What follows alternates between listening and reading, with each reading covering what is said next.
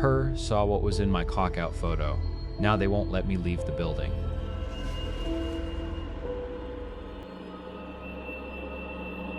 The last picture ever taken of Casimir shows him smiling.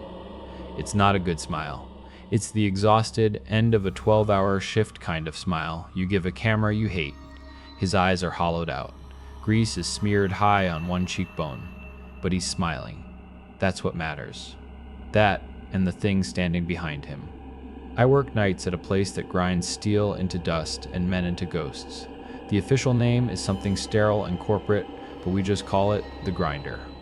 The air tastes like rust and ozone, and the fluorescent lights above the assembly line hum a single, endless, maddening note.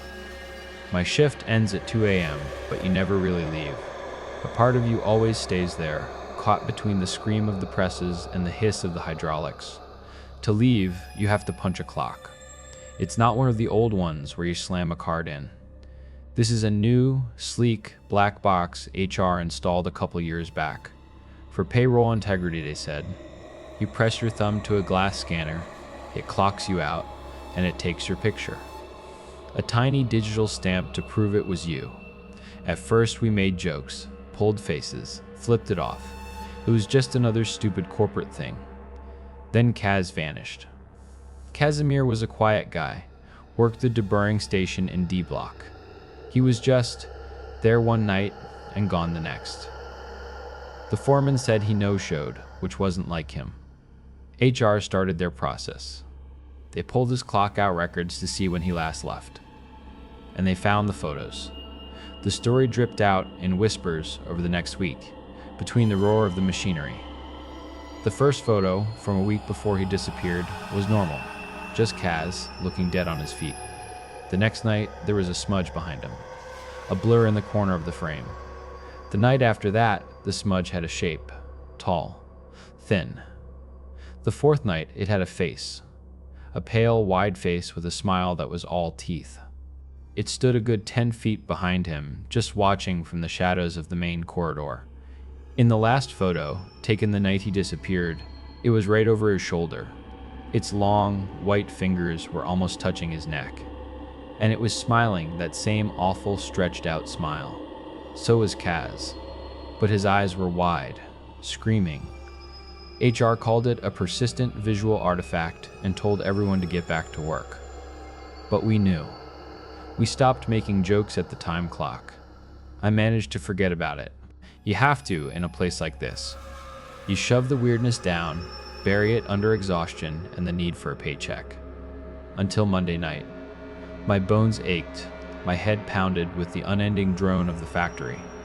I just wanted to go home, collapse into bed, and not exist for 8 hours.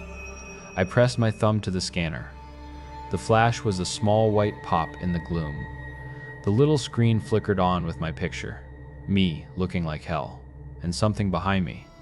It was just a shape, back in the darkness where the main corridor met the loading bay.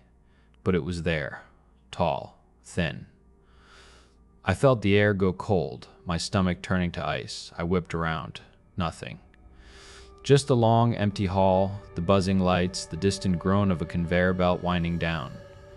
I told myself it was a trick of the light, shadow, my brain playing games with me after a long shift.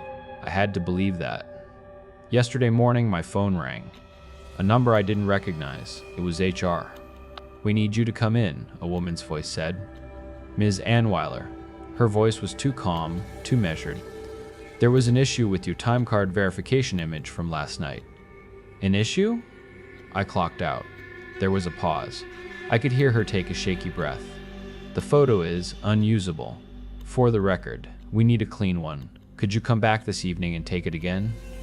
A clean one, like Kaz. The dread in my gut solidified into a block of lead. They knew. They saw it too. They didn't want to fix a record. They wanted to see if the thing was gone. I didn't go in for my shift tonight. I couldn't. I waited until I knew the place would be empty, the day shift gone, the night shift not yet arrived. Around midnight, I drove back. The parking lot was a sea of black asphalt under a handful of lonely orange lamps. The factory was silent. It was the most unnatural thing I've ever experienced. The grinder is never silent. The air was heavy, thick with the smell of cold oil and something else, something sweet and rotten, like meat left out too long. I walked the floor. My footsteps echoed like gunshots in the quiet. The machines were huge dark shapes, sleeping giants that seemed to watch me as I passed. I made my way to the back wall, to the time clock. Its little screen was a single point of light in the darkness. For a long time, I just stood there, staring at it. My heart was a hammer against my ribs. Just a shadow, just a trick of the light. I took a breath, and I pressed my thumb to the scanner. The flash was blinding in the dark. The screen lit up. My face stared back at me, pale and stark. And behind me it was there, right there. So close I should have felt its breath. Its face was a white mask, split by a black, grinning slash. Its eyes were pits. Dark, empty, hungry. And it was waving. A slow, deliberate lift of a three-fingered hand. I fucking ran. I didn't scream. The sound was caught in my throat, a dry, ragged knot. I bolted down the main corridor, my boots slipping on the concrete floor. But the exit wasn't where it was supposed to be. The hallway stretched, the door at the far end seeming to get farther away with every step I took. The humming started again. Not from the lights this time. It was coming from the machines. A low, guttural thrum that vibrated up through the soles of my feet. It sounded like a voice. It sounded like it was trying to say my name. I ducked into a side office, slammed the door, and fumbled for the light. The room was a supervisor's station, a desk, a chair, a bank of grainy security monitors. I stared at the screens, my breath catching in my throat. They showed the factory floor, different angles of the place I had just run through. And I saw it, the thing. It was gliding down the hall, not walking. Its head was cocked at an angle that would have snapped a human neck. It was looking for me. Then I saw something else. In a monitor showing D-Block, I saw faces, pressed up against the inside of the machines. The big hydraulic press, the industrial lathe. Dozens of them. Their mouths were open, their features distorted by the metal and glass. I saw my foreman. I saw a woman from shipping. I saw Casimir. My blood went cold. It doesn't take you. It keeps you. It makes you part of the machine. The monitor showing the hallway outside my door flickered. The thing was there. It turned its head slowly, its black eyes fixing on the camera, on me. It smiled. I kicked the office door open and ran for the emergency exit at the end of the hall, the one we're not supposed to use.